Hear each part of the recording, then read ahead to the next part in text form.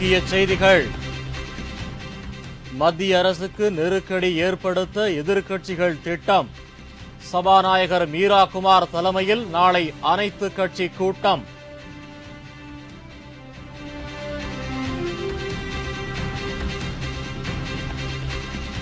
Spectrum ஊழல் விவகாரம். கலைஞர் TV சொத்துக்களை முடக்க அமலாக்க பிரிவு ஆலோசனை.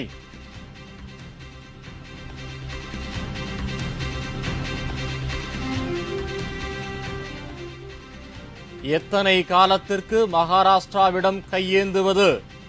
ராகுல் காந்தி பேச்சுக்கு வட மாநிலங்களில் எதிர்ப்பு.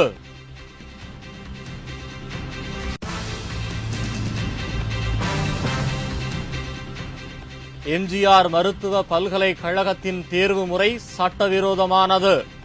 தனி நீதிபதி விதித்த தடை செல்லும் என சென்னை உயர்நீதிமன்றம் உத்தரவு.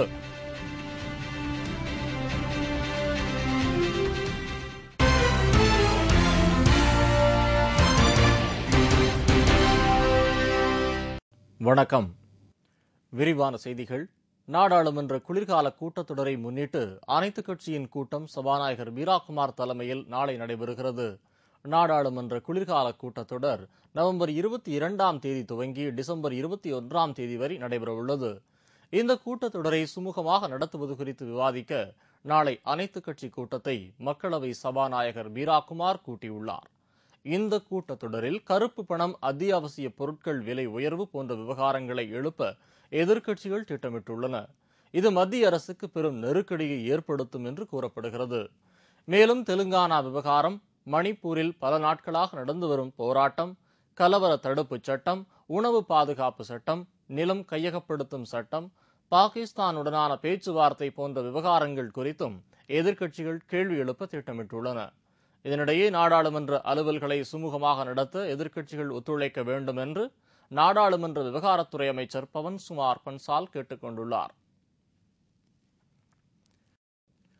கலைஞர் டிவியின் சொத்துக்களை முடக்க அமலாக்க பிரிவினர் தீவிரமாக பரிசீலித்து வருவதாக தகவல்கள் வெளியாகியுள்ளது.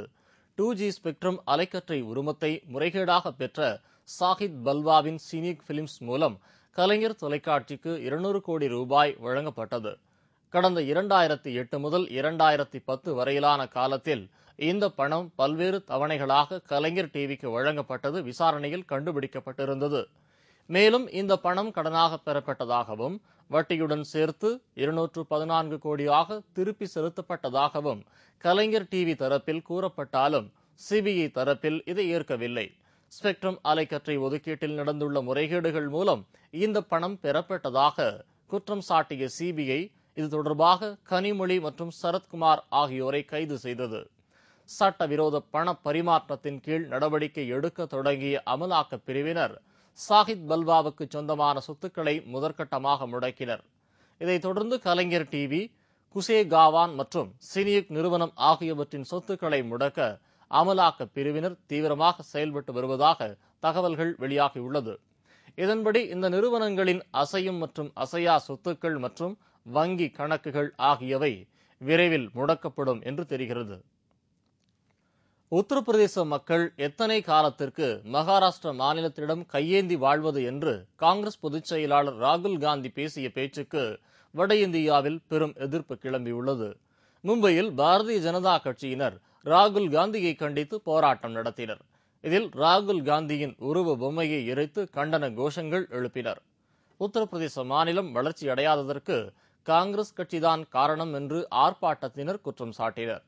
உத்தரப்பிரதேசத்திலிருந்து மகாராஷ்டிரா மாநிலத்திற்கு வந்துள்ள ஏராளமான மக்கள் கட்டிட வல்லுநர்களாகவும் நடிகர்களாகவும் தொழிலதிபர்களாகவும் உயர்ந்துள்ளனர் என்றும் ராகுல் காந்தி தனது வார்த்தைகளை வாபஸ் பெறாவிட்டால் வட இந்தியாவில் போராட்டம் தீவிரமடையும் என்றும் பாஜகவினர் கூறியுள்ளனர். कांग्रेस की नीति शुरू से ही भीख मांगने की रही है. आज उसे ऑटो की भीख नहीं मिल रही है तो उत्तर भारतीयों को वो भिखारी बोल रहा है. जो मेहनत कश लोग महाराष्ट्र की जनता पे आके मेहनत से आज आगे बढ़ रहे हैं. इस धरती पे कोई बिल्डर बना है, कोई कलाकार बना है, कोई एक्टर बना है, कोई व्यवसायी बना है. इन तमाम व्यवसायियों को इन्होंने इनडायरेक्टली भिखारी बोल दिया है.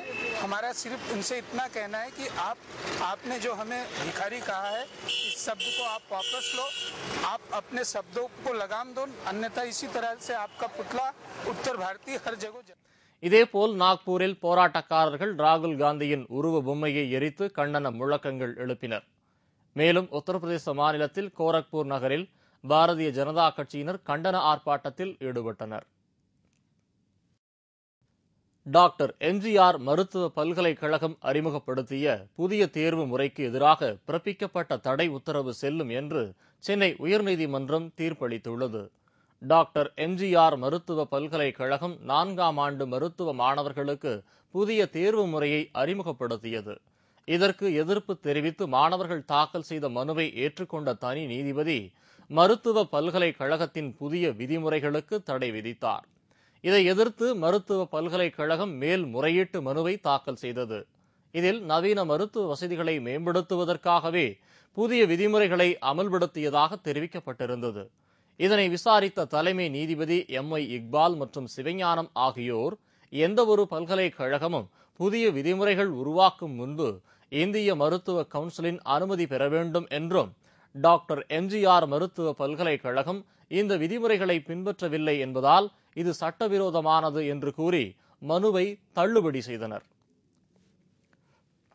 கேப்டன் விஜயகாந்த் பெயரில் மோசடி செய்து தேமுதிக நிர்வாகிகளை ஏமாற்றிய அழகர்சாமி என்பவர் மீது நடவடிக்கை எடுக்க கோரி தென்சென்னை மாவட்ட தேமுதிக சார்பில் சென்னை மாநகர காவல்துறை ஆணையரிடம் புகார் கொடுக்கப்பட்டது.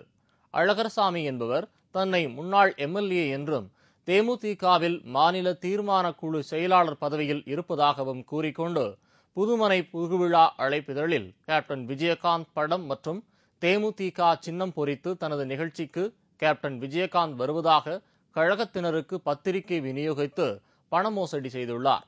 இதுகுறித்து தகவல் அறிந்த தென்சென்னை மாவட்ட கழக செயலாளர் VN ராஜன் அழகர்சாமி கொடுத்த விலாசத்தில் விசாரித்த போது அப்படி ஒருவர் யாரும் இல்லை என்று தெரியவந்தது.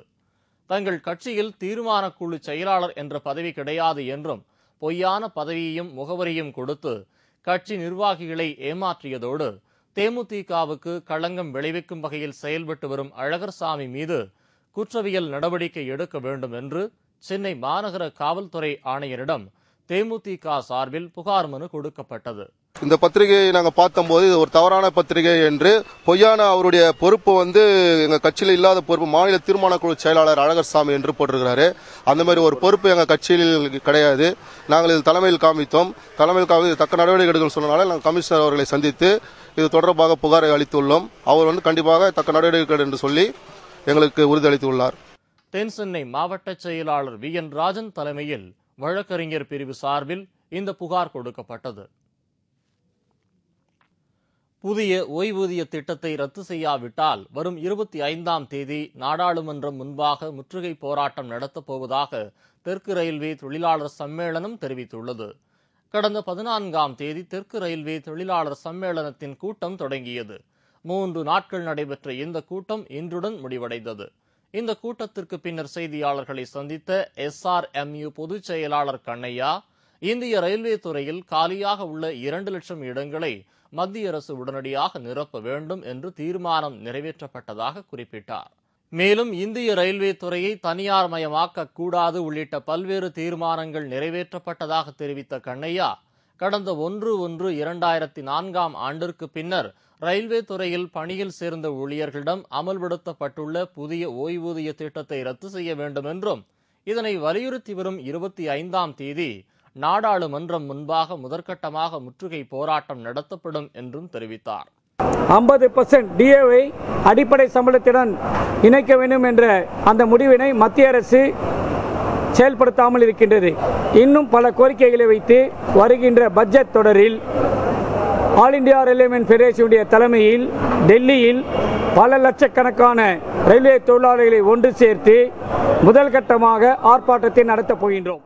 இதற்கு பின்னரும் மத்திய அரசு நடவடிக்கை எடுக்காவிட்டால் வரும் மார்ச் மாதம் முதல் வேலைநிறுத்த போராட்டத்தில் ஈடுபடப் போவதாகவும் கண்ணையா அப்போது தெரிவித்தார்.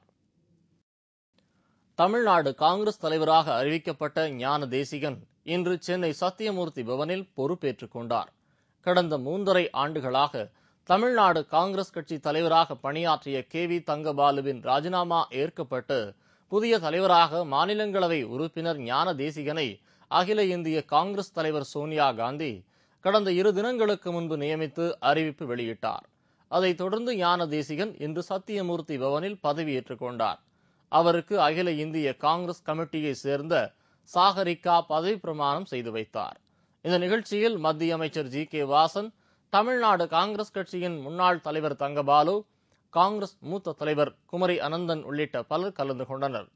புதிய தலைவராக பதவியேற்றுக் கொண்ட ஞான தேசிகன் அனைவரையும் இணைக்கும் பாலமாக தாம் செயல்பட இருப்பதாக தெரிவித்தார். நான் தமிழ்நாடு காங்கிரஸ் கட்சி தலைவர் என்கிற அந்த நினைப்பு இல்லாமல் எல்லோரையும் இணைக்கிற பாலமாக மட்டும் நான் இருப்பேன் என்கிற உறுதிமொழியை நான் தந்து வளமான தமிழகமும் வலிமையான பாரதத்தையும் நாம் உருவாக்கி காட்டுவோம் என்று சொல்லி விடைபெறுகிறேன். ஜெய்ஹிந்த். இந்த பதவியேற்பு விழாவை மூத்த காங்கிரஸ் தலைவரும் மத்திய உள்துறை அமைச்சருமான ப. சிதம்பரம் மற்றும் EVKS இளங்கோவன் ஆகியோர் புறக்கணித்ததன் மூலம் காங்கிரஸ் கட்சியின் கோஷ்டி பூசல் மீண்டும் வெளிச்சத்திற்கு வந்துள்ளது.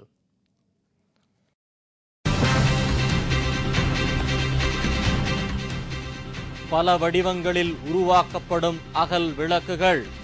கார்த்திகை தீபத்தை முன்னிட்டு தயாரிப்பு பணிகள் தீவிரம்.